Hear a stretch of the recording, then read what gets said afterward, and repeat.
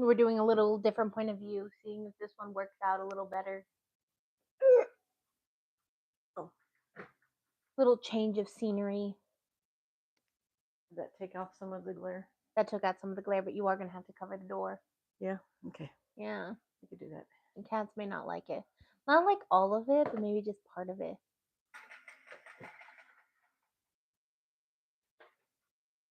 Yeah, that works. Yeah. Yeah. Okay. I don't know. I just feel like sitting over here today. I don't feel like sitting over there.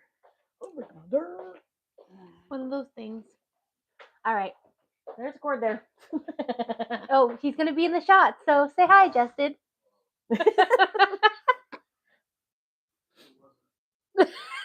Yeah, well, you know, it's me.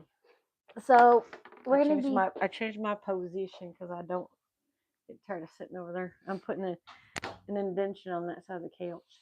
It's okay. I'm also putting an indentation in this couch. So how was What it up, my homies?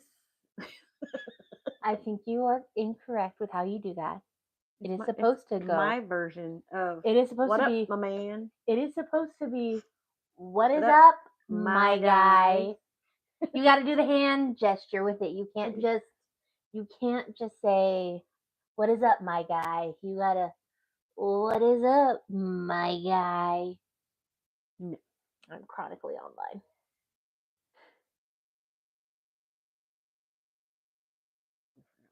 For a second. You were looking.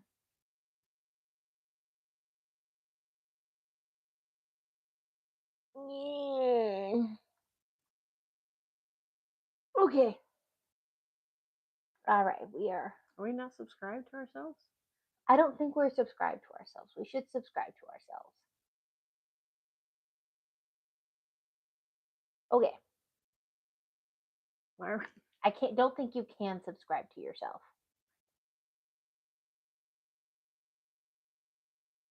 Okay, so we're going to talk about the Black sisters and the murder of Ocey Snead.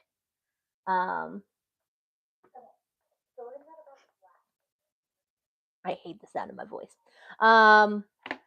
If anyone asks how it's going when it comes to the typing, it's going terrible. I haven't typed for a week. Which is probably a good thing because she needs a break from that. Yeah, I was getting really irritated. Let's just say one of the murder cases, a lot of police corruption. Yeah, a lot of it. About right. Especially because it's a 1940s case. Mm-hmm. Yeah. Hello, two people. Hello. Apparently they beat the dickens out of people. It's gonna be a fun case. A very angry Michelle is gonna appear. I can guarantee you that with this case. It's gonna be stupidity. Yeah. Us. Yeah, a lot of stupidity. Yeah, let me grab my notebook in case I come up with t-shirt ideas. Okay, she's gonna go grab her notebook.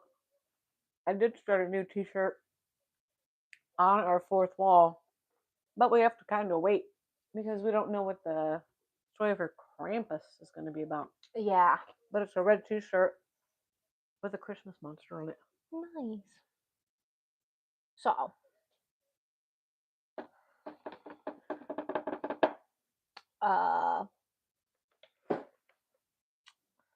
Yeah, this is going to be also an interesting case, Michelle.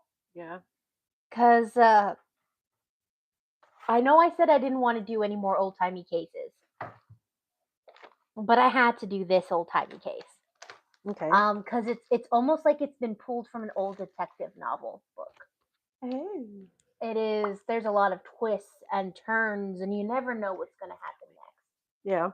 So coming back out.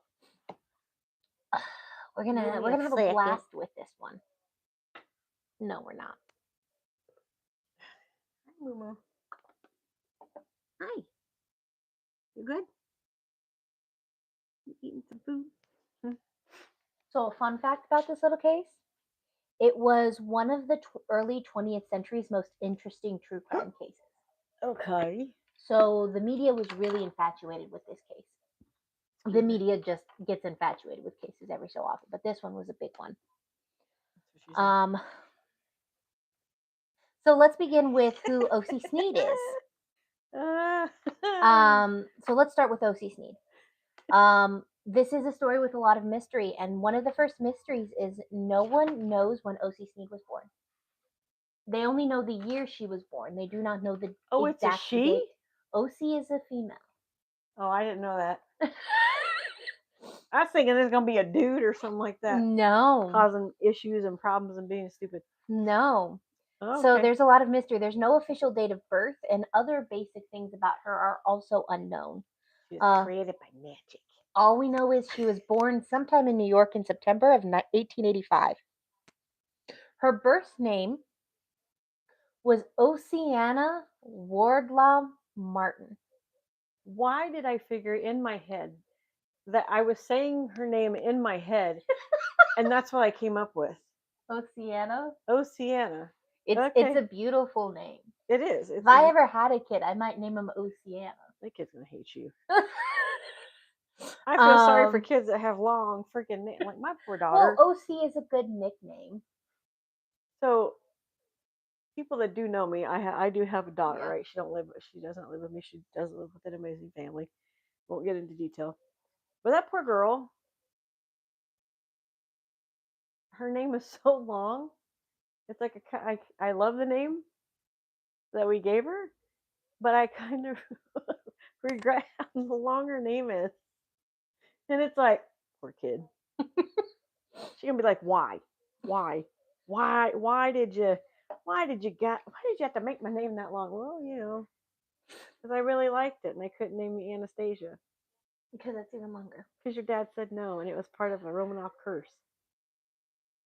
Yeah, he was one of those. So she was the daughter of Caroline Wardwell and Colonel Robert Maxwell Martin, who was a celebrated Confederate veteran of the Civil War. Okay. He was celebrated on the Confederate side, not the Union side. Just clarifying that. Me and my family fought each other, so. Yeah. He served for a long time on the Confederate side, and he was in a lot of key battles. He was severely injured, saving General John Hunt Morgan. He went on to lead the South's attempted burning down of New York City. Oh, wow. It failed, of course, because we still have New York City. Hi. What up, Tomo? He also tried to unsuccessfully kidnap Vice President Andrew Johnson. How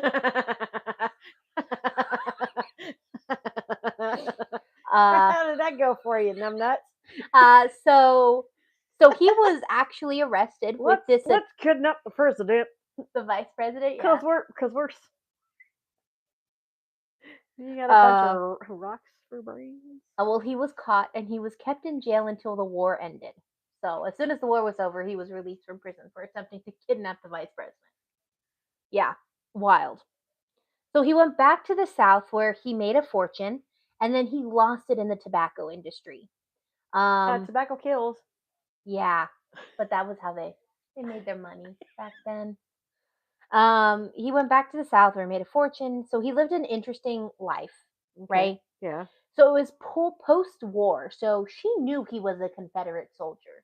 Okay. When a Confederate veteran when she met him. Okay. Caroline Wardwell met him, and he still had a lot of money, and he had just supervised the building of a mansion in Wilder Park, Kentucky.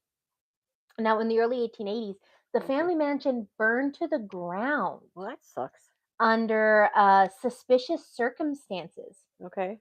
The couple lived for a short period of time in a smaller home on the grounds where the mansion was, but it was unsustainable after finding out they were going to have a kid. So Robert moved them to New York, the city he wanted to burn to the ground. Which doesn't make sense. If you want to burn a city to the ground, why are you moving your family there? Okay. Yeah, I'm sitting here looking at this, and it's hilarious because if you look at the screen, it looks like you can see you clear as day. I'm the mystery guest. Look, your face is mucked out. My face. I'm the mystery guest over here. So New York is where they had Ocey, and it was calm until 1900, when another child of Robert and Caroline died of encephalitis. Oh, dang! After he fell down the stairs in their New York home. Okay. Okay. This was suspicious because their home had burned under weird circumstances and now his kid had died under weird circumstances.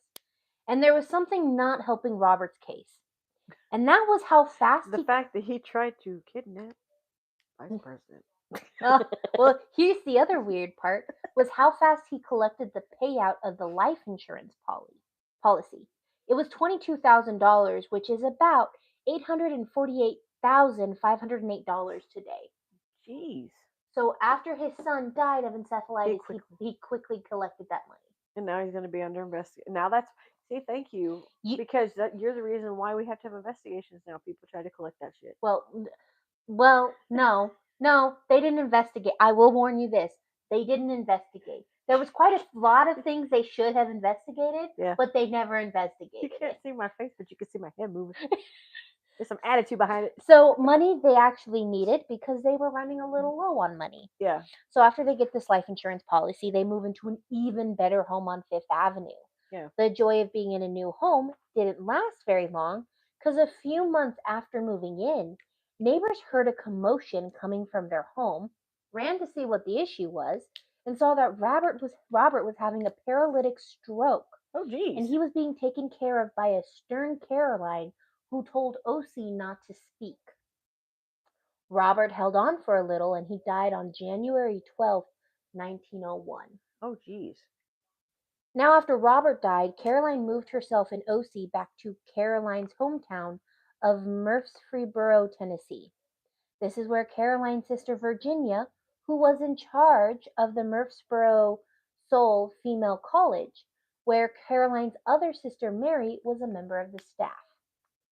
Caroline didn't tell her sister she was coming back, but they took her in nevertheless, and they found her a job at the college as a new bookkeeper. Okay. It seems Mary and Virginia were fairly normal at this college before Caroline returned. Sewell Female College was praised as being a traditional Southern education for women in cultural studies and social grace. Now, Virginia was named president in 1892, and the school did really well under her leadership. Okay. She ran the school with discipline and honor, and according to others, Virginia was brought in because of people's respect for her. Now she was a spinster because she focused on the responsibilities of the job and basically what she loved. Yeah. Mary had raised 2 sons and they had grown up and gotten married, and she joined the faculty at the school. And everything was normal. Yeah. And everything was normal. When Caroline arrived, everything seemed to get weird. I will say there are not many people who said Virginia and Mary were weird, but they were like a little quirky. It was kind of like that's just quirkiness about them. But when Caroline came into the picture, things got really weird. The three sisters began to start dressing in all black together and wearing heavy black veils all the time. And this just started happening out of the blue. Okay. As soon as Caroline moved back, they just started doing this. They used to keep normal schedules, but now the sisters were going out in the middle of the night and even more disturbingly began entering students' homes or rooms as the students slept, and they would just stand there and stare at them. Oh, hell to the no. No. Nope. No. Because nope. I would not be able to sleep. Could you imagine waking up in the middle of the night? The owner, basically the president of the school, the bookkeeper, and a faculty member are just standing in your room staring at you, watching you sleep. I'd probably pee myself. Well, the weirdness continued. It didn't stop there. No. They also hired a driver to take them to Evergreen Cemetery, where they were said to carry out strange rituals and chantings. People saw them dancing around graves. Okay. Yeah, it's just a little weird. But they would also move one person from one class to another class and then make them move them back to the original class. It was never explained why they would move the students around, but they would move the students around like in the middle of the year. They would go, okay, you're in this class, we're going to move you to this class. No, we're going to actually move you to the class and then move them back to the original It didn't make any sense. No, that don't make sense. So in 1904, students were freaking out about Virginia's change in behavior and the how unsettling it was. Mhm. So girls began leaving the school. The school turned into chaos, and the Black Sisters, as they came to be called, were asked to leave. There were rumors that Caroline was pocketing money from the school, but we don't know if that was true. So the sisters, who were well connected, of course, Sorry. they were, their great aunt Oceana Pollock, who needed help at the Montgomery Female College in Virginia, saw this as an opportunity and offered them to join her at her college. So when Virginia took charge, she fell into her old ways, the good ways of teaching and running things. The old Virginia was back, essentially, the distinguished and respected Virginia. Okay. The school was a boarding school, and the program that the college offered was one of purity and healthiness. It was at this time a great place to learn.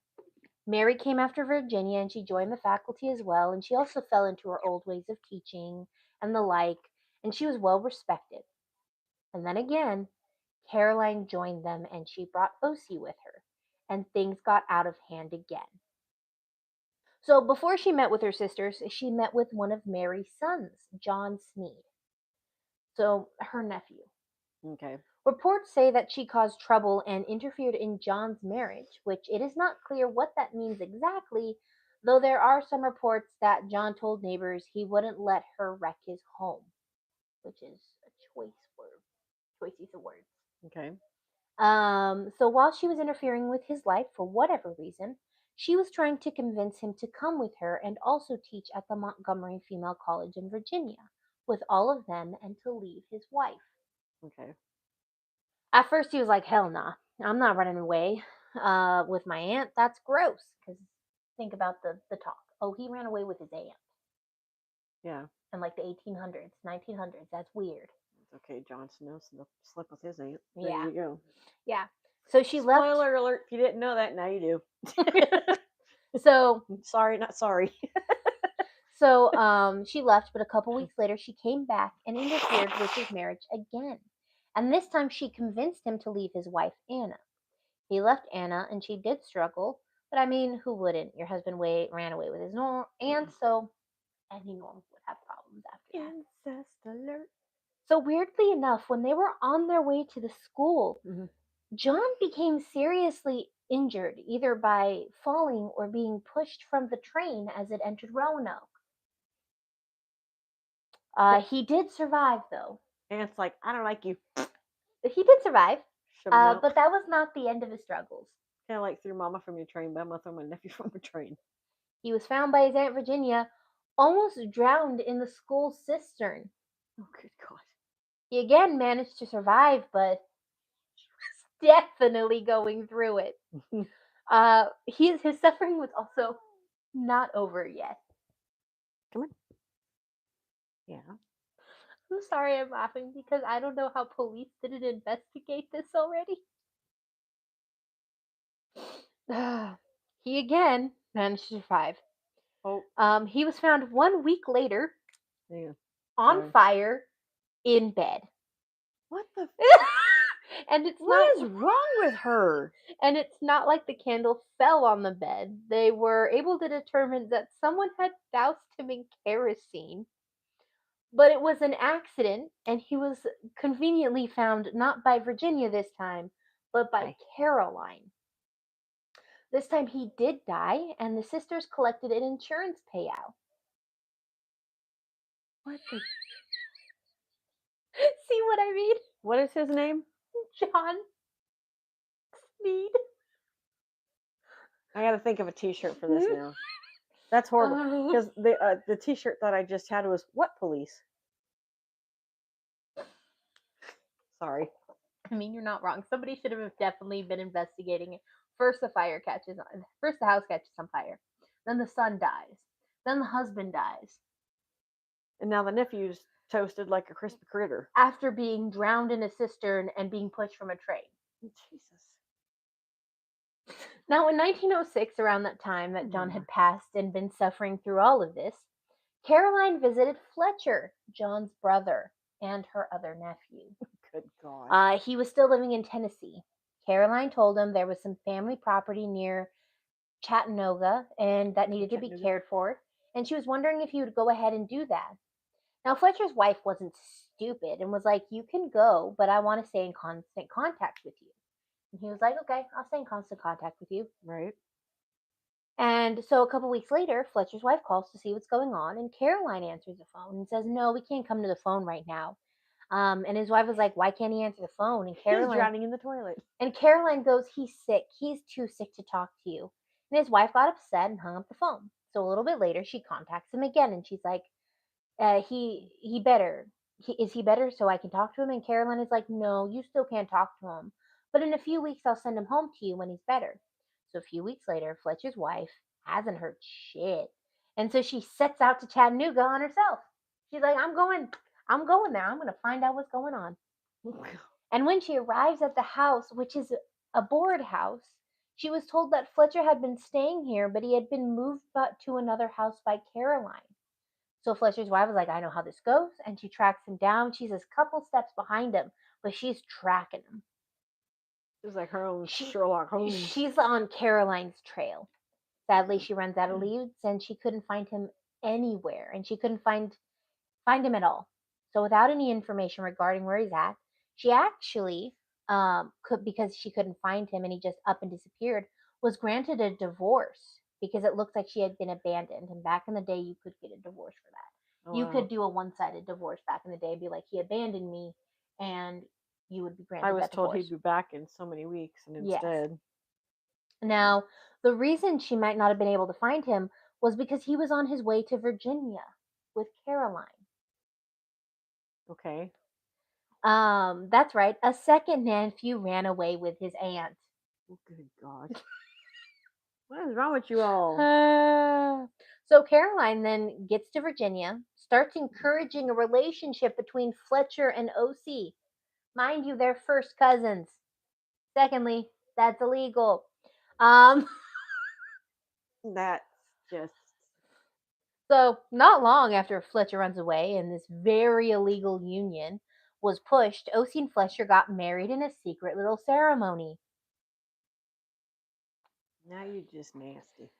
So now they're all No. in this together in Virginia. No. And it doesn't take long before what was happening in Sewell starts happening at this college. They Rumble. start. Stop it. Stop it. He's like not budging. Did you take one out? Did you take what? What the frick are you doing? You're weird. So I'll have to show it to you. I put this cute stuff up, okay, for our decorations. Hey, look, Brent, like, stop trying to eat stuff. And Willow is just over here trying to eat it, and it's fake plant. So we have to watch her, or she literally will eat it. And I'm like, what the frick are you doing, man? And then she'll get an upset stomach. And she'll vomit and throw up everywhere, and she don't care. Hey, look, you see my face? No longer a mystery guest. So now they're all in Virginia. So what starts happening in Sewell starts happening here. The Black sisters start going into students' rooms, and it wasn't long before rumors started swirling around the sisters, talking about their weird behavior. They held midnight rituals in the cemeteries. There were rumors about an illegitimate baby that was born that disappeared. Within 2 years of them arriving, students started to get scared and they were frightened. Students started to leave, and by 1908, the school had to close its doors. Oh, wow. Since once again the trio of sisters found themselves in financial difficulty, they tried to sell the school's minor assets, like the 5 pianos, a church organ, and they kept it minor, of course. They wouldn't do anything crazy like try to sell the school. Psych, they did try to sell the school. They didn't own the school either. You said they kept it minor, and in my head it was like A minor. Well, they tried to sell the school. They didn't own the school. Yeah, well, duh. You ran it. You didn't own it, Missy. So they even hired a real estate agent and they sold it. And when it came to sign the paperwork and hand over like the deed and stuff, the sisters are like, "What papers?" And the person who bought the school was a guy named Sidney Schmetzelman, who was very confused because he was like, "So you own this building?" And the sister's like, No. And the Not sister's really. like, you do. This is an abandoned school. And eventually it got to this legal standpoint that nothing could be done with the school because like he was like, nah, I bought this place. Here's the receipt saying I bought this place. The person who originally owned it was like, no, I didn't sell it to you. Here's the deed, and it became this legal standpoint. Oh. So it became an abandoned building, and it was torn down because there was so much vandalism. Oh wow. Um. So what we do know is that creditors began looking for the three sisters. Now, the sisters didn't want to pay back their creditors. Um, and they didn't really want to work, and no one wanted to marry them because of Can you blame them? all the rumors around them, right? They were rumors. So they head to New York City. Now, Fletcher and Ocey, even though they're first cousins, wanted some of like me time. So they left their aunts and settled in East Orange, New Jersey in 1908, and by many accounts, the two were actually very happy. The aunts were still in the South, and they headed to New York to escape their creditors. So after a few months of being separated, Fletcher and Ocey had a baby girl named Mary after Fletcher's mom. But the baby did not live long. Oh. She passed away quickly after her death. Hmm. She passed away quickly after her birth. Things did somehow. I just caught that. Sorry. Yeah. I was like, wait a minute. Things did somehow manage to get worse. Virginia, Mary, and Caroline showed up at the couple's door in early 1909, and they were out of money. Now, Fletcher probably remembered what happened when the three sisters relocated and were completely out of money, and he must have been like, damn, they're going to try to kill me too, like they killed my brother.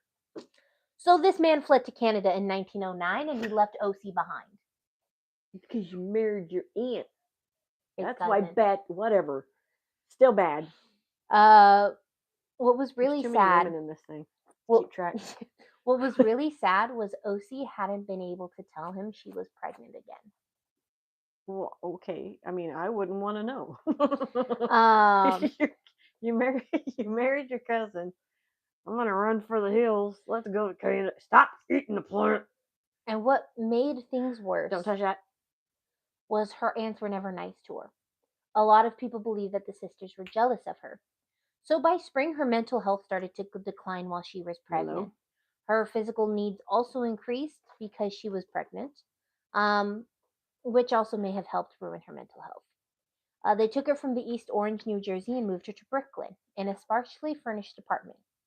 Somehow, they must have had the decency to know that they didn't have the ability to take care of pregnant women, so they called in Dr. William Petit, who started treating Ocey that spring. So, as we can tell from the title, Ocey dies. But after her death, Dr. William testified the strange experiencing of arriving at the Snead residence, where only Virginia and Mary were living, not Caroline and Ocey. Mm-hmm. He said there was a third woman that occasionally popped in to check on Ocey. He said all the women must have slept on the floor because the only cot that was in the house was on the second floor and was being used by the ailing niece. Mm-hmm. He said aside from the meager furnishings in Ocey's room, the house was pretty empty. Dr. William also found the three sisters' behaviors odd, strange, and off-putting. After he initially evaluated Ocey, who was very frail and very depressed, he diagnosed her with general weakness from lack of care and nutrition. So he prescribed her fresh air, a restorative diet, and medicine. But when he followed up with Ocey, he found there were no efforts to provide any of it to her. He asked why they hadn't made the effort to follow up on the recommendations, and one of them, Virginia, he believed, told the doctor we couldn't afford the medicine. All their money is free. You just walk out your front door, and your air is free. Well, get this. I mean, I get the. Sorry for laughing, but it's like we can't. And again, maybe back in that time, no, they couldn't afford the medication. But when you said he prescribed air, I'm like, fresh air, okay, good food, okay, and medicine. And the fact that he's like, air is free. You walk out your front door, open a window, breathe it in, and then you can come back inside. Well, here's why their insurance, their money they didn't have any money. Their money was tied up in high premiums they were paying in insurance. That's what you get. Yeah, they were you paying kill high people. premiums on life insurance policies on Ocey. Jeez. Yeah. So Ocey was going through it. Her kid had passed. Her husband had left Isn't that her. the second kid for her though? Yes. Yeah. And she was in an area she didn't know with people taking really shitty care of her. And because of all of that, she didn't think that her aunts had done something awful. Um, they had pulled 3 life insurance policies on Oshie with Equitable Life Insurance Society for the amount of $750,000, which is about $264,000 in today's money. Now, a few months later, in late What? spring, Oh, so 7,500. Oh. 7,500. Okay, I was like, Which- that's kind of backwards. Yeah. I heard it wrong. My bad. Life insurance policies. Okay. Yeah. So now, a few months later, in late spring, Dr. William became concerned about her declining health and her ability to give birth to a baby because she was so weak. Huh. So he was on hand and he guided her when she gave birth to a baby on August 1st, 1909, and she named him David Pollock Snead. Sadly, the labor was rough and the baby was born sickly. The doctor told the aunts Ocey might need a postnatal operation that might prove fatal, and he was disgusted by how they reacted. He said they fairly jumped with the idea. Now, despite the baby's poor health, the doctor once thought that with the right diet, the baby would survive. The sisters, of course, not caring, fed the baby condensed milk and some other foods that were not recommended by the doctor. What's wrong with you people? Weeks later, the baby was still in poor health and was taken to the hospital by Virginia and Mary, who returned a short time later to tell Ocey that her baby had died. I will say later, it was discovered he had just been left at the hospital. He had not died. So they did this, what they call now a safe haven thing, where they gave the baby up without her consent, by the way. Yeah. So, thinking another child of hers died, her mental health just went down rapidly. And at his insistence, they let him perform the surgery. But when he came back to remove the stitching, all the sisters wouldn't let him in and refused to allow him in. They did allow periodic visits from a nurse, and a week or so later, Dr. William learned Virginia fired the nurse and wouldn't let her come back. Dr. William was concerned. He said every time he had visited her, he felt unwanted and more unwelcome. And it wasn't the bad attitudes or the behavior, it was how the women were mistreating Ocey on purpose and didn't seem to care for her. And in one visit, he recalled Virginia showing him Ocey's will. And in his will, Ocey wanted everything to be left to her grandmother and $1,000 given to the doctor for the services he provided. It sounds to me like the doctor's doing the cop's job, being concerned, trying to get in, trying to see who, pretty much doing a wellness check. So, what police? Well, With the he t-shirt. What reported it police? to the police, and later recalled the police made a routine inquiry, and it went nowhere. Of course it did, because their coffee was getting cold and the donut was getting stale. That's a good one. So on his last visit to his house, he was really concerned. He rang the doorbell. He was getting really worried for her safety, and he actually entered the home through an open window. Way to go, Doc. When he found her in her room, he was shocked to find her half starved with no food in the house, despite her condition. Wow. She was happy to see him and wanted to talk about something important with him. But before she could say anything, one of the sisters found him in her room and forced him out. They tried to placate him by saying, "We will have food delivered to the house, but you will need to leave or we are calling the cops." The doctor was like, "Ocey's going to die," and they didn't listen. So again, he called the police and reported it and was like, "Something needs to be done." When the police went over, they went there and there was no evidence of a crime being done, so nothing could be done. Negligence, starvation. I mean, come on, guys. Really? Wellness check. Look that up in the dictionary. Wellness. That means well-being. So she is correct. I'm getting annoyed. Oh, this isn't the case you're gonna get annoyed on, but Wellness. I'm gonna write that next to what police? by fall of 1909, They don't know what wellness means.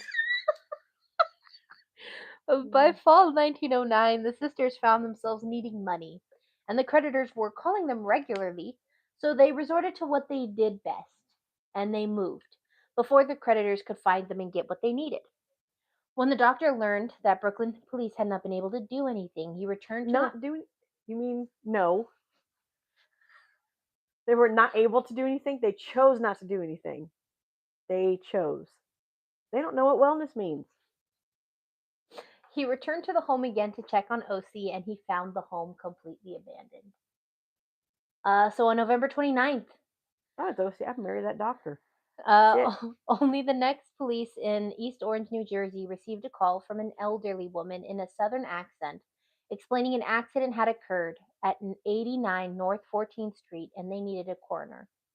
The assistant county physician, Dr. Herbert Simons, went 3 blocks to the address and he was greeted at the door by Virginia, who was dressed in black with a black veil. She led him through the house, and Simmons noted the building had no heat or furniture and appeared as though no one lived in there for a long time. They reached the bathroom, and Virginia just pointed at the bathtub, where he saw the nude, emaciated body of Ocey laying underneath a few inches of water. Oh, wow. Now, Simmons, the court physician, scanned the scene for information, and he found a pile of clothes with what appeared to be a very neatly written suicide note attached to it. The note said, "Last year my little daughter died. Others near and dear have gone before. I've been prostrated by illness for a long time. When you read this, I have committed suicide. Do not grieve me. Rejoice with me that death brings me blessed relief from pain and suffering greater than I can bear." And my sister's money. Sorry. Her mom. Or her mom money. Snead, yeah. Virginia's her mom. Caroline's her mom. Virginia's her aunt. There's too many freaking women. I know. Keeping track. Now, Virginia explained that Ocey had lost her daughter the previous year and her son had been placed in the hospital 4 months earlier, and that she had become a widow 7 months prior. So Virginia told him that she shared the house on the 14th with her niece, making it look like just Ocey and Virginia had lived there and they had just moved in. Now, Dr. Simmons had seen a lot of dead bodies and was like, something is just wrong here. Part of it was due to the fact that she was emaciated. In the second fact was she had been dead for 24 hours in the only bathroom in the house. So it wasn't adding up unless Virginia never went to the bathroom. She got a pretty good bladder. Yeah. There was also a matter of the house looking bare and it looked like no one lived there for years. Simmons, on his way home, stopped at the nearest phone he could find and called Sergeant William O'Neill of the East Orange Police and called. He explained everything. Now, knowing Simmons wasn't one to jump to conclusions and that he was a trustworthy guy, he knew he wouldn't call him and bring them out for no reason.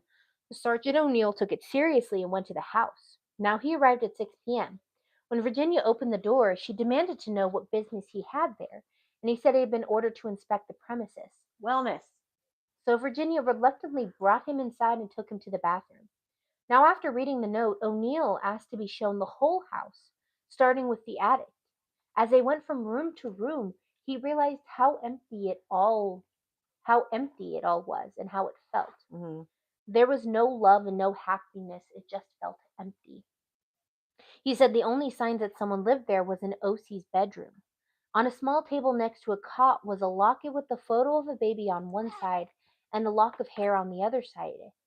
Beside that lock of hair was a strip of paper that read, "Lock of David Snead's hair, August 18th, 1909." Now, Virginia followed O'Neill quietly from room to room, and she was using a gas lamp. Now, there were also a few pieces of broken furniture that would have been personal items scattered, but it didn't look like anyone else lived there. After touring, O'Neill started to ask questions like why they moved to East Orange, why she only noticed her dead a few hours ago when she was dead in the only bathroom. Virginia was short with the sergeant and gave him simple and direct answers, but made it clear he was not wanted in the home. Virginia must have thought the coroner would have picked up the body with no problems because Virginia was surprised when she was told she was going to have to go to the police station to answer some questions. Virginia went and grabbed a small bag, some belongings, and went out of the house. Now, at the police station, she went through the whole interview, and it was done by Police Chief James Bell. Now, to Bell, this was all suspicious. He said Virginia had an answer for everything, but had no reason to explain what happened. He described her as polished, but living in squalor. It also didn't match up how she could drown herself when she was so fragile and frail. Because how would she have been able to hold herself down because the water level was so low? Remember, the water was a few inches. Yeah. So, how could her body, with little to no strength, keep herself submerged in only a few inches of water? Theory. Tub could have been filled up fuller than what they're saying. They could have drowned. One of them could have drowned her, Or they could have drowned her in a few And- inches of water. and they could have drained the tub to show that there was only a few inches of water. Or, like you're saying, they could have drowned her in a few inches of water. Now these Face down and then flip her over. Now these questions were bothering him, so he booked her as a material witness, and she was taken to Essex County Jail. Oh, Now, darn. on the following day, on November 30th, an autopsy was performed that confirmed it was drowning that killed her, but it also raised a few more questions. The medical examiner noticed she was emaciated to the last degree, Wow. and she only weighed 80 pounds at the time of her death. Jeez. This backed the concerns of how she could drown herself and how she could write a clear, concise note without it being shaky, because But at she this didn't. point of emaciation, she should be shaking all the time. Now, while the coroner was examining the body, the East Orange police were tracing the woman's movements from when they arrived in the city weeks ago. They managed to track down a cab driver who took them from the train station to the house, but then took Virginia to see a local doctor by the name of Charles Teeter. When they interviewed this Dr. Charles Teeter, he claimed Virginia had shown up at his house on the evening of November 24th and asked him to accompany her back to her place and give a health certificate for Ocey. Initially, he protested, but she would not take no for an answer, so he agreed to it. Now at the house he examined her. He noted Ocey was frail and appeared to have bronchitis, but other than that, she was fine. So Bell and O'Neill. How was she fine, dude? She was. No. Okay. Idiot number 2. So Bell and O'Neill asked for that certificate, and that made Virginia even more suspicious. Because why would she be doing that right before her death? Now, the weird things didn't end there. A few days into the investigation, a couple that interacted with Virginia around East Orange came forward and said they had talked to her, but only about medical treatments and local doctors, which was a little weird.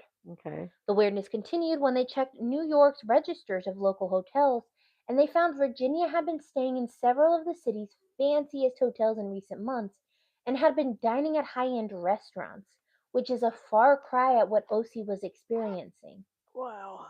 Eventually, Bell and O'Neill found a home in Brooklyn. The neighbors began calling the House of Mysteries because of the 3 women in black that accompanied the home and had very strange behavior. According to the neighbors, they had heard strange noises coming from the house at all hours of the night, and the windows had been blacked out, and the yard was so overgrown it covered the windows. Wow. Finally, the police found the janitor responsible for cleaning the home, and he let them in, and what they found was weird as hell. It was bleak and empty like East Orange, and they were going to leave. But a reporter approached them from the New York Word, who had been put on the story by a New Jersey peer. And I guess the reporter went, "Why are y'all leaving? Don't you notice the small spots of blood on the floor by the door?" Because this was during the time when reporters would go into crime scenes. So the reporter sees the small spots of blood before the police do, and he's like, "Why are you leaving? There's blood here." Reporter doing your job. Wow. So the reporter, he goes to they follow the blood trail up through the hall into the stairs in one of the bedrooms, but it leads nowhere. Now the reporter was in the house, just walking around, and when the reporter's walking around, and he goes into the kitchen and he opens the oven, and he finds a mess of yellow hair wrapped up in its center with two irregularly shaped bones. Witches. They're witches. One resembled a Witches. One resembled a femur and one a skull, but the bones were small. It appeared to be a child's skull. What the frick? The janitors explained that Ocey and her husband moved in a year ago, and then two women dressed in black moved in, and then a third woman also came dressed in black and moved in as well. The janitor said eventually Ocey's husband left, and the four women were left alone, and they were constantly late on their rent. So, to help you understand, three sisters are living in that house. And then they put Ocey in a house by herself while they still lived in that house. Oh, God. So remember how we said the house was empty and there was no food? Yeah. They weren't living in that home with her. Wow. They were living in the home that Ocey and her husband had. They were just leaving her to starve in the house. Police. What police? You had every opportunity to investigate this whole thing. And it took a doctor sneaking to a window, be concerned about the person. That didn't matter. Then they moved. And then she's dead. And now she's dead. And then they bring, she's been dead for 24 hours? I think at this point she's been dead for a couple of days.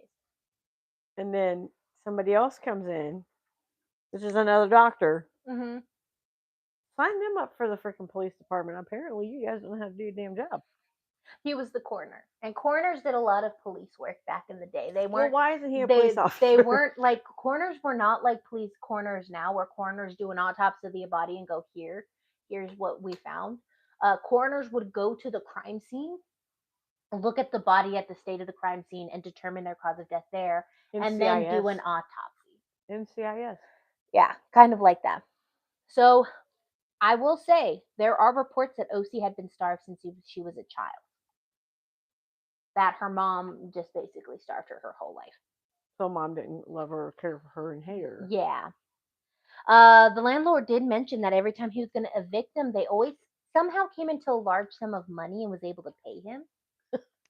So eventually, all that information, and the police gets the leads them to Dr. William, who filled in a lot of gaps.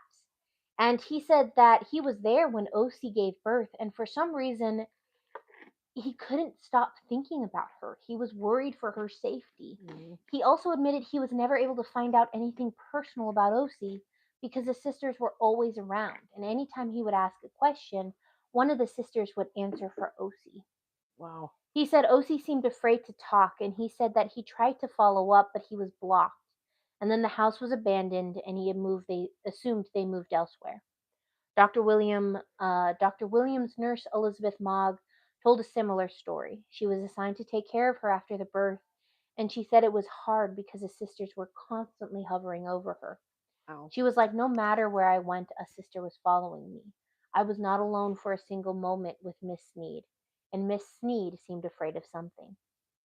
So Bell and O'Neill asked Dr. William about what they had found in the house in Brooklyn and was like, can you tell us what this is? And they took him to take a look at it, and Dr. Petit said that when he got there, he didn't think the stains were blood. He thought they might be tobacco juice. He also said the bones were bizarre, but he didn't think they were human. He thought they were animal bones. But as to why they were in the oven, he didn't know. So Dr. William tried to clear it all up, but then the New York World News were publishing sensationalized stories about the whole incident. They called the Brooklyn house a baby farm. There were no signs of that, I will say, and they did mention the occult overtones with everything. Luckily, because of all the witnesses and the evidence, a picture started to be made of her, the police. It was clear the three women were abusing Ocey, and she was terrified of them. You think? But they couldn't figure out why they had done this, because this is a really long process. Insurance fraud. Luckily, it didn't take them long to find a motive. During an interview with William Fee, a Brooklyn attorney, it was revealed that the lawyer had been recommended to Virginia by someone she met at church, and she had summoned him a couple of months before Ocey's death. Virginia wanted him to help Ocey write a new will before she died. Virginia produced an old will that was made a couple months prior because the previous will did not include anything for her baby. Now, Fee was like, okay, that makes sense. But he was a little weirded out by the fact it was dictated by Virginia and not Ocey. Now, Fee said that Virginia was in the company of Caroline, Ocey's mom, and the girl appeared to be at the point of death at the time. And Fee was really moved by the sad story they were telling him. So he agreed to write the new will because he thought she was dying. The new will stated that all of her debts were to be paid off with her estate and her son would inherit $500, and the left was to be left with her grandmother Martha. With this new evidence, Chief Bell paid a visit to Virginia in her jail cell in Essex County Jail and interrogated her about the will. Virginia denied the accusation of neglect and an insinuation that she would conspire to kill her niece for an inheritance. Bell hoped she would crack with the evidence, but he underestimated her. Bell was going to give up when O'Neill walked in with documented evidence and witness testimony confirming medical neglect and maltreatment and malnourishment of Ocey. They had all the evidence they needed. They didn't need the confession. Mm-mm.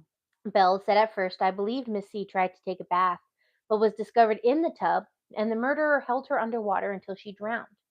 But after all the evidence was contradicted Virginia's story, he believed Ocey never intended to take a bath, but had been placed in the tub and was too weak to fight back. And Mhm. she was held under a few inches of water by Virginia until she drowned. Based on the information, Ball charged Virginia with the murder of Ocey Snead. The news of Virginia's arrest made readers go crazy all over the East Coast because they had been following these sensationalized stories and the behavior and how she dressed. And it was a lot more macabre. It was interesting. Yeah. Law enforcement was also talking about how strange and uncooperative Virginia was. Police Commissioner Sharp said, I tried to question her, but she told me bluntly she saw no reason why she should answer my questions. He did describe her as cool, calm, and resourceful, but also cunning.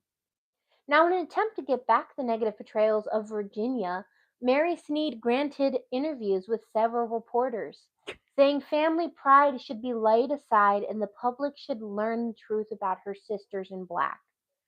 Mary said, in the hope of lightening the burden of an innocent woman, I will tell you all I know, but hardly said anything. She refused to address any questions regarding the family's financial history or the fact Virginia took 3 life insurance policies out on Ocey just before she died, but also how her will had changed. She didn't talk about that. She instead told a sob story of family tragedy and misfortune that upheld the lies the woman had once told, including that Fletcher had died. As for Ocey's death, Mary insisted it was a suicide because of her profound loss and her declining health. Now, here's where the roosters come home. People in Virginia, in New York, Virginia, New Jersey, and Tennessee came forward with tales of the sister. Former student at the Nashville Female School, where Mary had once said all the pupils considered her queer, and that weird at the time. Yeah. In Christiansburg, Virginia, one resident described the sisters as crazy, eccentric, and exceedingly smart. Now, reporters followed her story and they began reporting all the weird behavior the woman had, including standing over beds and the cemetery stuff, all of it. So they started piecing a story that included a large amount of fraud, of very disturbing behavior, and a few suspicious deaths, and a lot of insurance money. Yeah. I picked up fraud right from the very beginning of this. It's like right when you said, "Oh, insurance," and she got the money from his insurance. Yep, yeah, we're gonna hear insurance fraud. There was Caroline's first son dying from falling down the stairs, the early death of Robert Martin. He didn't John's, fall. He sure as heck didn't trip. She pushed him. yeah, of the early death of Robert Martin. He probably did have a stroke, but then she didn't take care of him properly and he died. Incompetent. These are John Snead's weird attempted death and final death. And finally, Ocey's drowning. All of these were followed by huge insurance payouts that were paid in just enough time to avoid financial ruin. So, in an effort to fight all the stories coming out, Virginia's lawyer Franklin Fort presented the press 2 unmailed letters supposedly written to family expressing sympathies for their recent losses. The statements including, what a flood tide of loving sympathy slows you this beautiful Sabbath afternoon. And I would love to hold your dear head on my lap and run my fingers through your hair and so charm away brain worry. Fort wanted to demonstrate she wasn't a bizarre spinster And that a woman that could write such a letter couldn't be a murderer. Read between the lines. It did seem like a good idea at the time, but it actually didn't help. It just showed she was weird. And as the press looked deeper into the family and the police looked into it, it dawned on them Virginia wasn't the only one involved in this. As the years passed, the prosecutor's office began building a theory as to the events leading up to her death. They believed the four women lived in a house in Brooklyn, and when they concocted a plan to kill Ocey and collect the money. Now, one old woman hired the unfurnished house in East Orange, took the girl there, and a third planned her murder. So they rented the house in East Orange, brought Ocey there, left her there, let her starve there for a while, all while they planned her murder, told the police they lived together when they didn't. Now they assumed by dividing the tasks it wouldn't arouse suspicion. The police were like, they didn't need to drown her. She would have eventually died of starvation. But that's when the police realized financially they were doing really, really bad. So they decided to kill her because starvation wasn't happening fast enough. But your body can survive so many days without food and water. So they were like, oh, she's not dying fast enough. We have to kill her now. Yeah. You're a piece of work. So at this point of the location of Caroline is unknown. Even though she wasn't there, the press was able to build a picture that Caroline was the ringleader among the sisters. Because remember, the other sisters were normal before Caroline came around. Yeah. So she was the ringleader. She had some sort of control over the sisters. According to Luann Rife, the newspapers described Caroline as an intellect and highly emotional woman, perhaps with mental illness, who manipulated her family. She was also a hoarder. She hung on to everything rather than sell it. It came to when it came to financial difficulties. She lacked human connection with any members of her family, and by mid December, Caroline was located in New York, and she was located in a hotel as Miss Maybrick.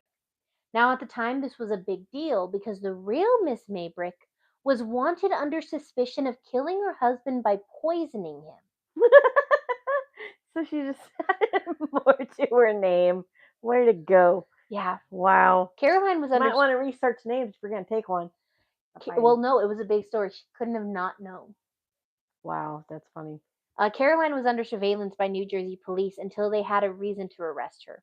The evidence came in when the forms of letters written by Caroline and Chief Bell claimed had similarities in writing that Ocey's suicide note had. So she wrote her own daughter's suicide. Yeah, I figured. And now, finally, by the end of Because if December, somebody is emancipated as badly as she was, like they said, But- no way that she'd be able to write that letter, and her letter would be so sloppy, and you wouldn't even be shaky. able to read it. Exactly. But the fact it was her mother who wrote her own suicide note. Tells you just how much the mom wanted her around. Yeah. Mary Snead and Caroline were taken into custody by New York authorities and held for the murder of Ocey. On December 22nd, a grand jury indicted all three women for first-degree murder, and at the time, the prosecutor, Wilbur Mayotte, began drawing up papers to have Mary and Caroline extradited to New Jersey to stand trial. And the most compelling piece of evidence was 50 suicide notes found in Caroline's New York hotel room. She had written these notes, didn't like them, threw them away. Wrote another one, didn't like them, threw them away. Remember, she was a hoarder, so she never threw them away. Yeah, burn them, Caroline. Burn them. Now, all three women were waiting for trial in East Orange, and they kept finding evidence proving that it was murder. In addition to the insurance policies taken out when he first searched the house, Sergeant O'Neill found a glass by the bathtub that contained a small amount of liquid. That same liquid was found in Ocey's stomach. It took a while to analyze, but when they got the results, it turns out it was morphine, which now would explain why her body didn't fight as much because she was sedated and couldn't fight. Wow. Now, with the police believe that the woman had been giving Ocey morphine for several days before she was put in the bathtub. Now, they had a case against the three sisters, and the prosecutor said the trial would begin April 1910. But things fell apart when a lot of things delayed the trial. First, the sisters' moms died, followed by David's death at the hospital. So their mom died, Mary, the grandmother, died. Right. Then David, Ocey's baby son, who had been staying in the hospital, also died. Oh, wow. Um, It became clear Virginia was also getting sick, and they found out why. She was starving herself. In August, the prosecutor announced she feared Virginia would not make it to trial by summer, and she was removed from the House of Correction and taken to a hospital where she was frequently unconscious and required oxygen. A few days later, on August 12th, she died from starvation. Wow. Now, prison officials tried to give her food, but she wouldn't eat it. They said she had intentionally killed herself to avoid going to trial. Things got super complicated when, in late September, Franklin Fort produced 2 documents that said Caroline Martin was insane, and the only case is whether she should be held in jail or an asylum. Paperwork reads, "We have carefully considered the details of the case with the relatives of Miss Martin, and the relatives of Miss Martin have determined she is not in her right mind. The request to have a new hearing on Caroline's sanity conflicted with the schedule for the acting judge, so the case was transferred to another judge, Judge J.A.M, and was scheduled for early August. Now, when it was finally underway, Caroline, whether real or as an act to bolster this claim, as people believed, did little to contradict ways in which she was portrayed in the press. At one point, former representative of Wardwell College was testifying about how Caroline had negatively affected the school and its finances, and Caroline jumped out of her seat and shouted, "I never said such a thing," he is telling, and then was ordered to sit down by the courtroom. Caroline would continue to have outbursts over and over again. She would challenge and all the testimonies given. When Caroline's brother, Reverend Albert Wardwell, was called to the stand, he testified that Caroline had always been controlling, manipulative, and strange. He said she directed both my school and daily life in New York. He said of his earlier experience with his sisters that he had around 1890 or 1891, he noticed a change in his sister's behavior. She was irrational, bizarre, very quick to anger, and at one point she said to him she was quite equal to her creator and called herself a Salvator. Albert's testimony was also interrupted by Caroline, and the judge had to call a recess. Now, throughout the trial, Caroline was seen to lift her veil a lot because she was wearing her veil. Yeah. She was seen lifting her veil and subtly during an outburst to see how the judge was reacting and to see whether she should continue or stop. It became clear it was on purpose. The sanity trial ended in November late in the month, and the judge determined she was sane within the meaning of the statute of competent to advise counsel and assist in the preparation of defense. Right. Since she was found sane, lawyers told her to plead guilty to lesser charges. On November 9th, 1911, she pleaded no contest to a charge of manslaughter, but when the plea was read in court, she interrupted the prosecutor and said, "Involuntary manslaughter, please." The prosecutor raised his voice and said, "Manslaughter." So, so the exchange brought another aggressive outburst from Caroline, and the judge was like, "I'm done. If this continues, I'm going to delay it again." So the judge yelled at Caroline, "This is not the time for you to talk." She slinked back into her chair. So the prosecutor goes, "Okay, she's going to jail for manslaughter. Involuntary manslaughter. Manslaughter." You don't get to add the word. It's manslaughter. There is no involuntary. You did it. What part of you did it do you not And the judge understand? is like, "If you don't shut up, this is getting delayed again, and we're gonna have to do this again because I'm done." And so she sat in her chair and was like, "Nobody listens to me." Yeah, I'm gonna exactly. pout because I'm a big baby. Um, Big baby lips. so Caroline was sentenced to 7 years in the state penitentiary for That's women it? and began serving her term on February 8th, 1911. Really? After a little more than a year in prison, officials noted that Caroline was doing poorly and her mental health was declining. So in May 1912, she was declared insane and transferred to the New Jersey State Hospital for the insane to finish out her sentence on June 10th, 1913. Insane in the membrane. Only in the next year did she die from heart disease at the age of 67. Now, because the law didn't allow co-conspirators to manslaughter, Mary and Caroline were separated, and as a result, the prosecutors dropped the accessory charge against Mary, and she was free to go. Why would you do that? Get this. With her husband and one son dead and the other in Canada, she went to go live in Colorado with a secret third son. Oh, jeez. Mary resurfaced in 1930 when a number of diamonds were discovered in an unclaimed bank vault in Murphysville, Tennessee. Now, according to Mary, Miss Virginia Wardwell's diamonds were lost or stolen from Sewell College, and she believed they were the same diamonds in the vault. And as the only living sister, she tried to claim them. It was unclear if she was successful at claiming those diamonds at the time. But at the time, she was known as a church worker living in Oakland, California. Mary Snead died in 1937. Huh. That was the murder of Ocey Snead. Wow. Okay. Potty break. I've been waiting for her to finish so we can say potty break. Then we'll come back and discuss. So, how'd you guys like the case? Any questions at all? Because I know this case was wild.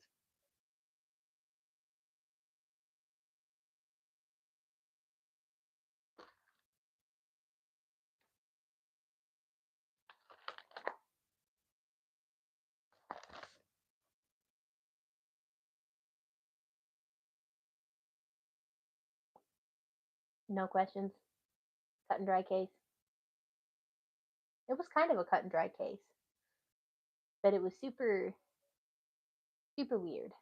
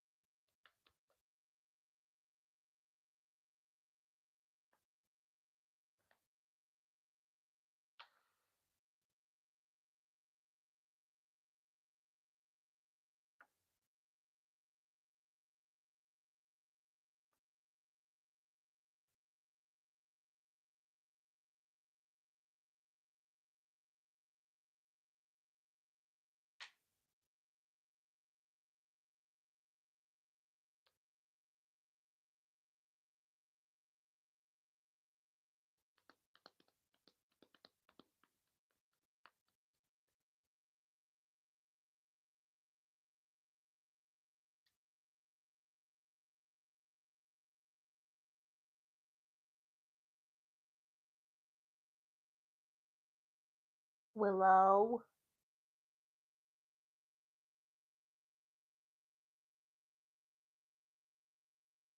The downside about Christmas. Willow tries to eat it all. And she's teaching Tataru. Willow.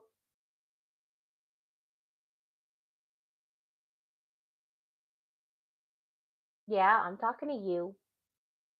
Hey, no, don't eat the shrubbery. Hey, don't eat the shrubbery.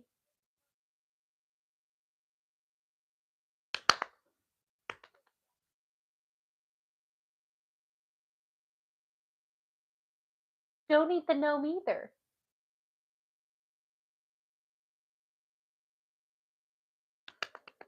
Hey, don't eat the tree. Don't eat the tree.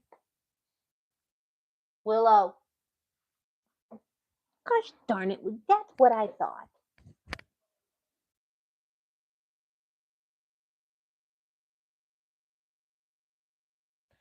Sorry, she's trying to eat a Christmas tree.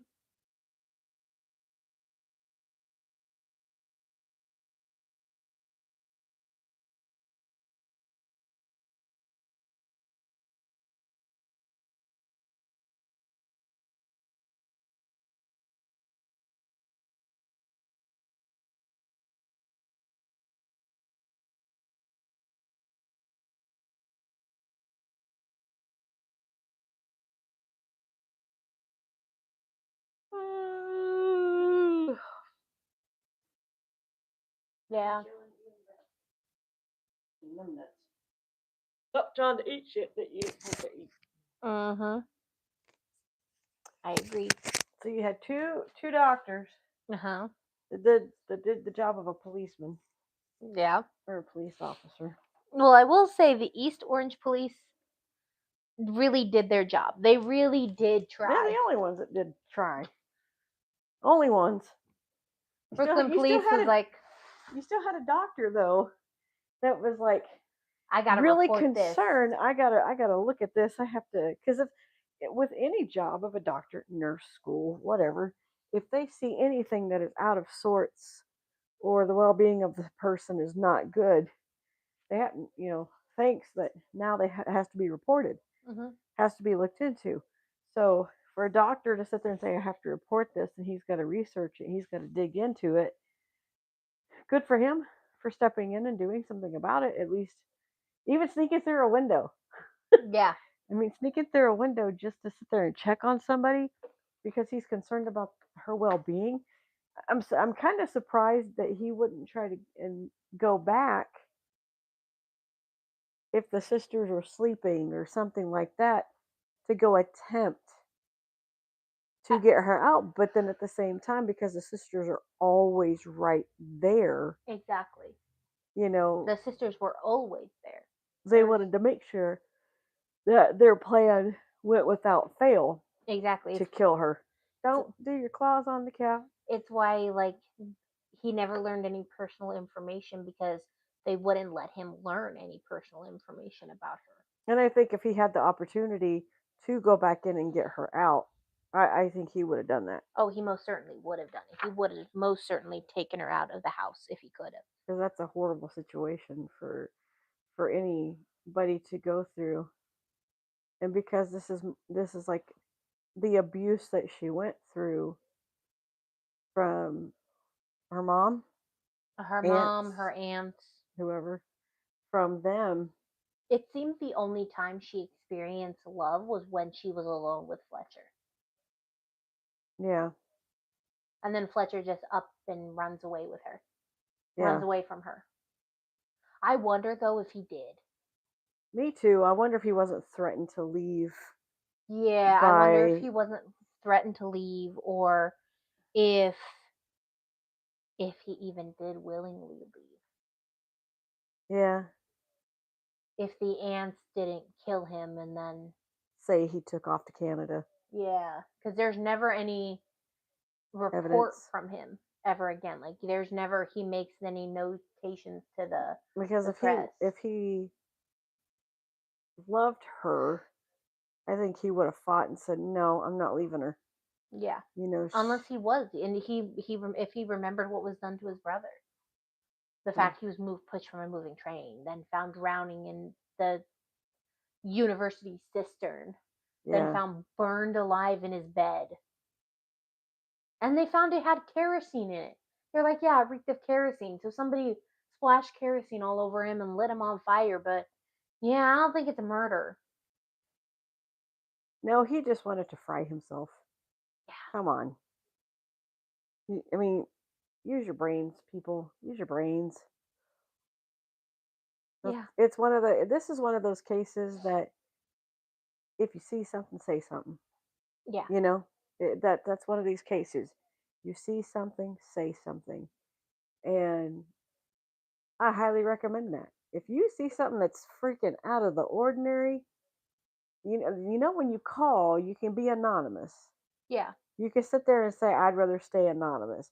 I mean, you probably still give your name for the police, but they won't tell.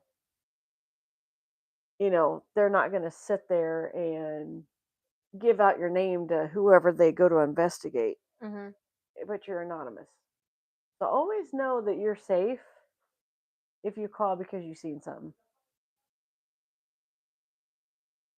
Because if you see something that is not right, don't be afraid not to say something because you could possibly prevent there from being Exactly something like this. Yeah. Somebody's starving. Everybody.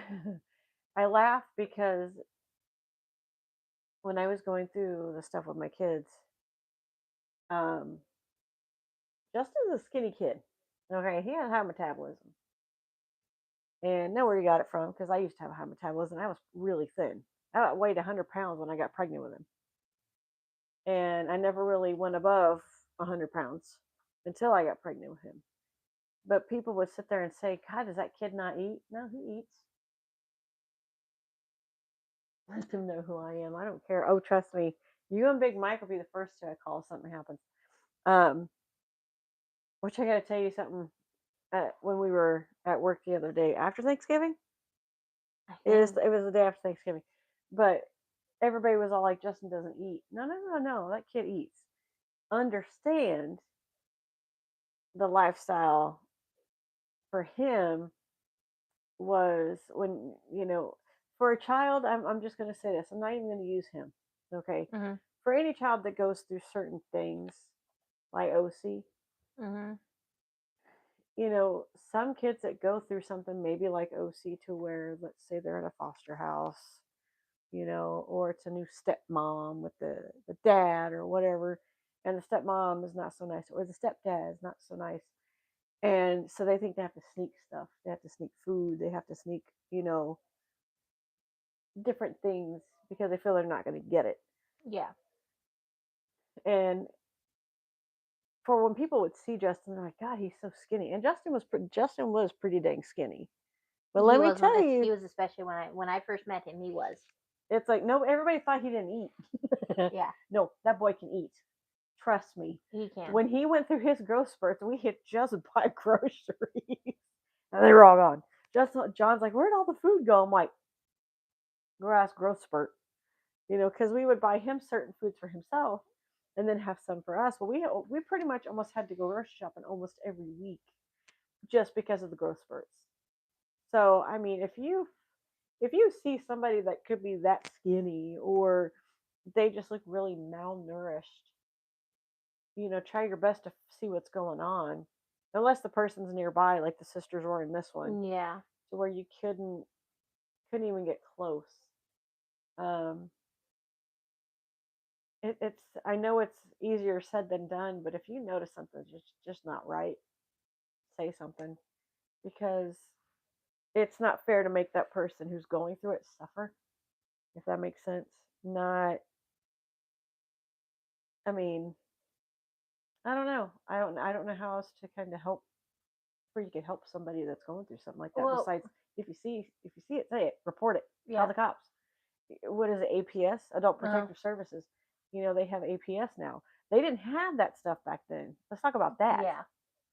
Let's talk about the fact that they didn't have Adult Protective Services. And I wonder if at the time they didn't have wellness checks. I wonder if it was hey, can you just do a routine checkup on this house? Mm-hmm. So I wonder if there was even routine wellness checks. Yeah. At this time, because it was such an uncommon idea. Or what we look at is that's a wellness check when you're asking somebody to go check on someone, but they don't think of it that way.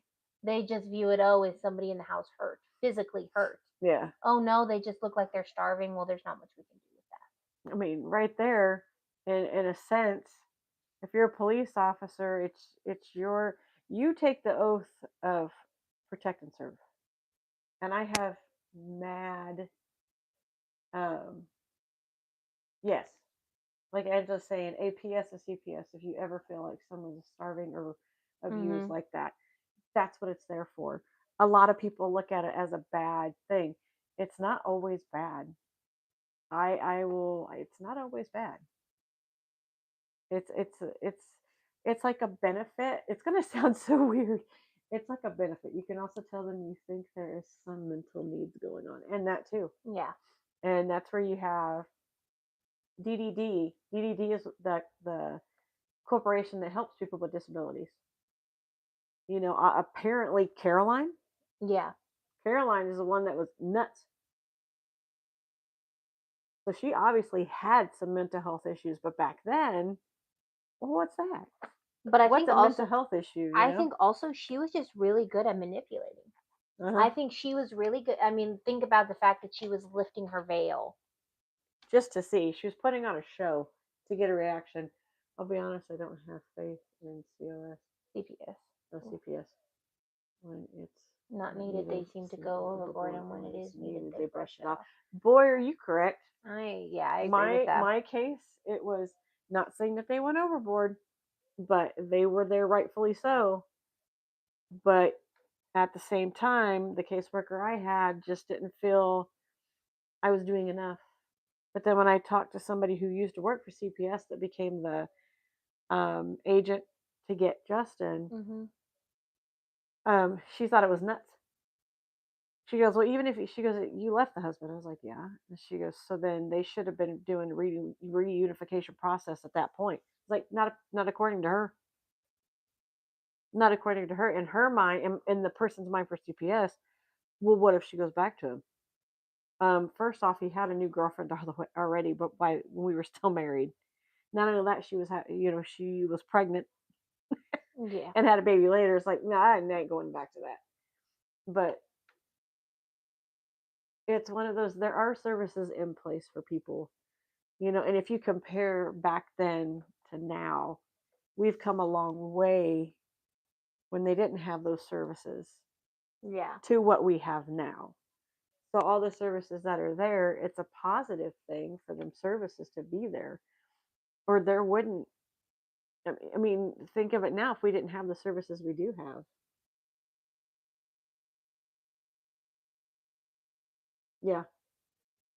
No, I should say not online. We can talk about what we've been through. Now I don't. That's why I don't go through a whole detail of what's taken place or happened. People that were involved, they know. But there's just a lot of things of what they didn't have back then to what they have. And I will say that all of it is rather new, and I think it's just it's good we have them, especially when it comes to like cases like this. And I think it's cases like this that helped us form this. I mean, look at the Katie Hawalka case. If Katie Hawalka's case and other cases similar had not happened, there would not be a way for people to look up statistics of crime on college campuses. College campuses could say, oh, we're one of the safest universities, and there's no evidence backing it up. Now they have to prove they are. Yeah, because it's so astonishing of how you look at the back in that time to compared to now. And because I'm looking at, I'm doing a case right now, and the reason I'm typing it is because this case, it has to be typed. It's been stalling me because it's a hard case. It's the lipstick killer case, because not only does it involve the death of two women, it involves also the death of a child, and it also has police corruption. It has press corrupting the scene and everything like that. It has Arizona detectives in it. It's a case in Chicago. It has Arizona detectives in it. It has a whole other case that ties into this. It's a whole wide ranging story. It's why I hate oldies cases, because these oldie cases where you look at it and it looks very simple, but then when you get to the trial, the constant pushing off, the insanity, it goes on and on and on and on. It's so difficult. Probably so tiring and mentally tiring. Yeah. If there was a faster way to type, I would already be done. Because you can ask her. I have literally almost every night, some mornings on my days off, I wake up at like 5 a.m. and I just start typing. On the days I am working, I sometimes wake up early, type. I come home and I immediately start typing. It's nonstop typing. But this week it's been a week of Thanksgiving and stuff like that. Yesterday, all we did was craft. I thought besides I cleaned the office. Do you want to get the stuff? I can get the stuff. We can show the stuff that we crafted. Yes. Ew. Oh. We kind of have. Well, this is for the stencil of that one.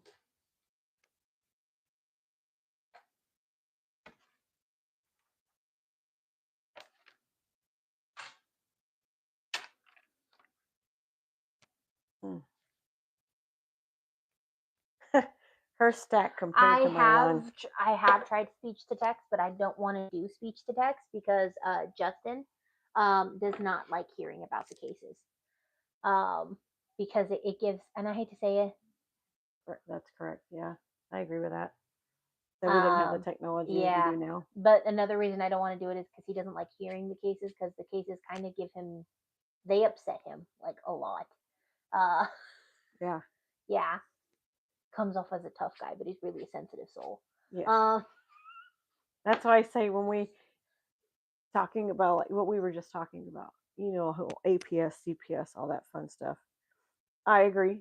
I do agree with Angela that, you know, not online, but like talking about in private, and everybody pretty much knows my story and my history with them all. But that's a sensitive thing for him, so we try not to. We don't talk about that. We don't bring that stuff up. But a side note, yesterday, so I cleaned yesterday. Well, if you want to call it clean, I cleaned a room and my bathroom yesterday because it needed it. Yesterday I was in a lot of pain, and the only thing I could do was sit. And you can ask her. Normally I'm doing the dishes, I'm doing laundry, I'm up and about, I'm doing something. She needed a rest day yesterday. And I physically was like, I can only sit here. Yeah, she overdid it a little bit at work because there was not many of us working and we didn't have team leads. It was a mess. Yes. But we made things. Show yours first. Okay. So last time I tried to make something, and I think I know who I'm going to give this to. I said I was going to keep it, but I can always make another one. But I think I'm going to give this to Angela because I like it. I can always make another one. But the stencils I have, we used regular paint. I was like, you know what? I'm going to leave the stencil on there, let it dry, and then peel it off because last time I've tried to do this shit, it didn't come out right. So this is the one that I did. Of course, yes, the truck is red, but I didn't do the tires in black. So yeah, Thanksgiving kicked my butt, but I think also my body had not healed from overnight. Yes, you. Yes, you. Because I think it's really cute, and you can barely see it, but it says Holly Jolly Farms at the top, Fresh Farm Christmas trees, choose and cut, and then it's just a little red truck with the Christmas tree on it. I just got to finish the top and paint the top silver, so that way I can, when I see you, I'll give it to you probably on Friday because tomorrow I know I work tomorrow, but I'm off Wednesday. I have to. So this is going for the fitting room, so I have to find a ribbon for them. But I have on one side it says sleigh rides, 25 cents. One horse open sleigh company North Pole. But then on the other side, it says have yourself a merry little Christmas. And this is going to be a debate. If this should go in the fitting room, this one should go in the fitting room, and this one says Hello Winter. And then it says Merry Christmas on the back. And I wanted to do this one because this one to me is a little more inclusive of different religions. And then on Christmas Eve, we can always flip it and have a Merry Christmas. And then there's this one. It says Let It Snow with some snowflakes. And then it has gingerbread kisses and Christmas wishes with some gingerbread men. We're going to have some witches. There's this one, which it says old-fashioned candy canes. It's an old-fashioned signee. This one I think we should put in the fitting room. I think everyone seems to love this one. We should put this in the fitting room. It says deck your halls and not your family. Fa la la la la la la la. I think that one should go into the fitting room. I like that one a lot. But I could see our boss going, take that down. Oh, I forgot to tell Amanda about the lights in the drawer. Will you text her and let her know, hey, there's Christmas lights in the top drawer of the... I'm sure she won't touch them. I'm pretty sure she'll just go, oh, there's a reason they're there. I'm hoping so. But yeah, this one I want to put in the fitting rooms, but as we said, that might be a bad idea. Probably get told take it down. Yeah. So.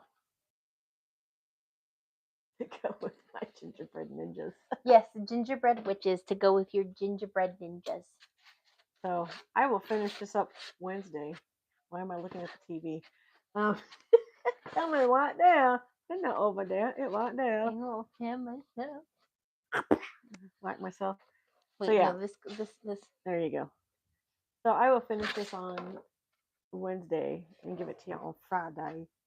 I'll see. I think I have some ribbon for like truck ribbon. I can put some truck ribbon through this. And we like doing this stuff and just giving it to people. Mm-hmm. But if we had a store, like, then we could definitely sit there and we would sell it. But Yeah, we just like doing this stuff. It's but fun. yeah. So who knows? Maybe you know what we could do Yeah. because you have your Disney case. Yes. And we have to pre-record. So next week's episode is going to be pre-recorded for all of you to know. So what we could do is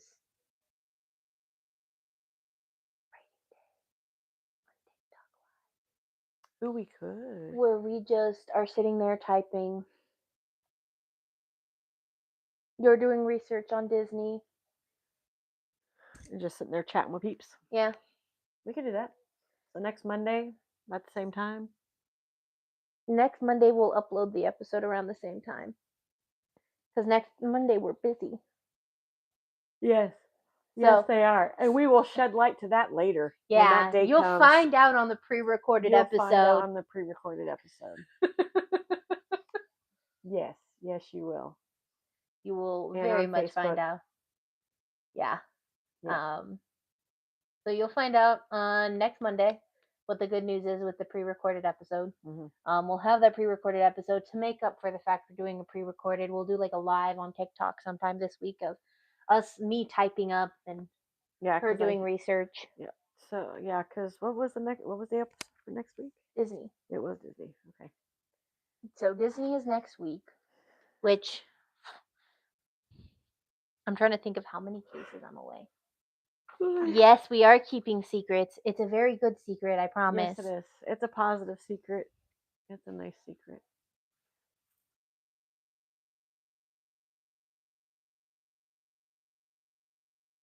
I'm only 7 cases ahead.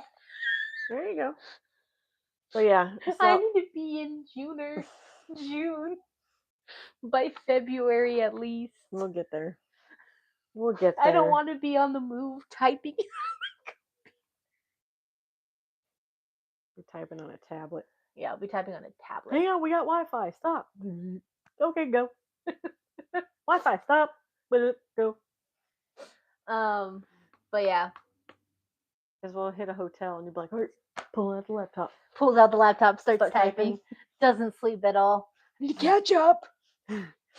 But so yeah, I go pretty much the next episode, since it's about Disney, it's pretty much just the history and the story of Mr. Walt Disney himself, Walter Elias Disney himself, and how he got his start.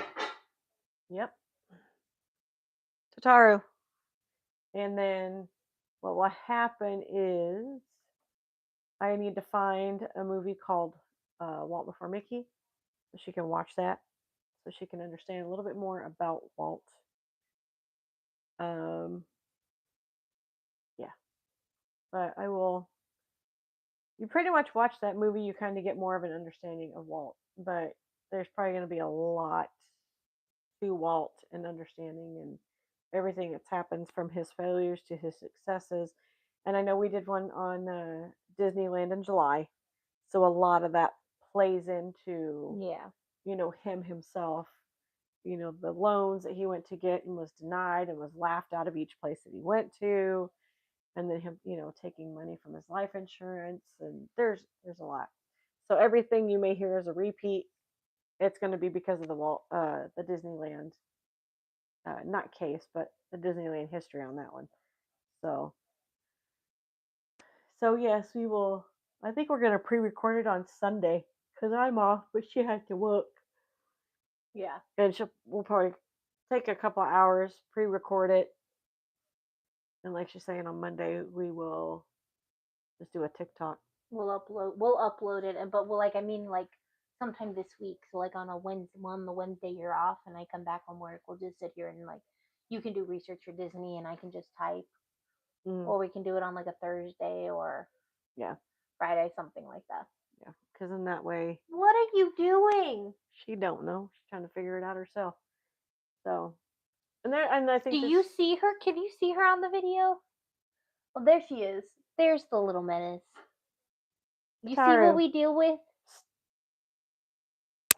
Tataru, what are you doing? What are you doing? Hey, come here. Stop touching things. It don't belong to you.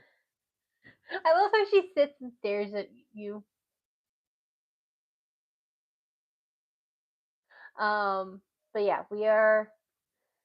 She'll be at work tomorrow at 5 a.m. I will be off again. Yeah, I'm thinking 5 to 1:30. Yeah. We're gonna wait and see what they say about Aka. Because they have to take Aka and drop it off this evening so we can get it fixed. So we're not making noise as we drive. See what the issue was. Yeah, see what the issue is. But other than that, yeah. I could say we're making positive progress as far as packing. Yeah, we are making a lot of positive progress when it comes to packing. I told John that I noticed I can see where people say I have a lot of stuff. It's because it's spread out. It's like there's tote here, here, here. There's totes everywhere, but they're smaller totes. So we've decided we're going to get 6 more of the ones for the decorations for Christmas and fall and stuff. And then I have to have we may not even use all 6. We might just use 4. But the other 2 I can start putting on my crafting, all my crafty stuff. Put that stuff away and mark the totes. And then I think he's saying he says 8 for the other side, but I don't think we're going to need 8 for the other side. I think he underestimates how big those totes are. Yeah. So I think it's going to be, we might just need 4 for the other side. But again, if we get that many, if we get 6 or 8 for the other side, we can always use the other ones for inside the house. Yeah. Like our bedding, the pillows for the couch. I know we need one for the board games because I have a crap ton of board games. But yeah, we're doing decent. I'm gonna say we're doing decent. We're not at the, we still got time. But soon, time's not gonna be on our side because it usually goes by really, really fast. Goes by quick. The fact that it's already December. The fact it's December 1st. Because to me, I wanted to make sure everything that we did not need was packed up. So luckily, everything we don't need is packed up. And then that might be going with John and I to Kansas in March. Because like I said, my sister's the one that brought up the U-Haul. You can go that way. Just okay. And then, but yeah, so. Yep, we'll see. We'll see what happens. We'll keep you up on our journey. We'll keep you up in the loop. One of these days, we might do a thing where like we're packing. Yeah, the garage packing. Yeah. If one of those days, we could do like I could pre-record the audio and just play the audio and just as we're packing, so we can listen to a case as we're packing. We're packing. So you can be like packing something and go, hold on, wait a minute, rewind the tape. Shut the front door. What the Frankfurter? Yes, what the Frankfurter. See if we can come up with some new words. Try not to cuss. She sat there and looked. Hi, Justin. Thomas says hi. He says hello. So yeah, all right, we're gonna get off here because. Wait, what? We were gonna do the adorables, the advent calendars. Oh shit, that's right. Hold on. My bad. Totally forgot. We can do the next. We could do it for the pre-recorded. I was gonna say go. We could do it for the pre-recorded. We'll do 6 for the pre-recorded. We'll count for today's on next week. Yep. Okay. Talk to you guys later. Okay. Bye. Bye. Bye. Bye.